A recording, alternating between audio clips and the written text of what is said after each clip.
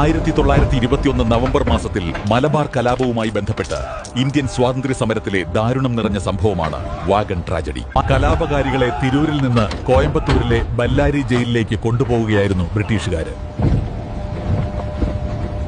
Goods വാഗണിൽ അടച്ചിട്ട 90 പേരിൽ 72 പേർ ശ്വാസം കിട്ടാതെ മരിച്ചു. കലാപകാരികളെ കോയമ്പത്തൂരിലേക്ക് കൊണ്ടുപോയത് ബ്രിട്ടീഷ് ഓഫീസർ TS ഹിച്ച്കോക്ക് ആയിരുന്നു. പോതന്നൂർ സ്റ്റേഷനിലെ ജീവനക്കാർ വാഗൺ തുറന്നപ്പോൾ എല്ലാവരും ഞെട്ടി.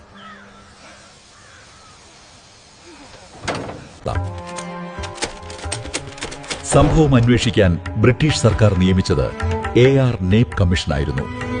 സുമിത്ര സർക്കാർ ഈ ദുരന്തത്തെ ബ്ലാക്ക് ഹോൾ ഓഫ് പോത്തന്നൂർ എന്നാണ് വിശേഷിപ്പിച്ചത്. ഇതുപോലെ രസകരമായ രീതിയിൽ ഫ്രീ ആയി PSC പഠിക്കാൻ താഴെ കാണുന്ന വാട്സ്ആപ്പ് നമ്പറിൽ മെസ്സേജ് ചെയ്യുക.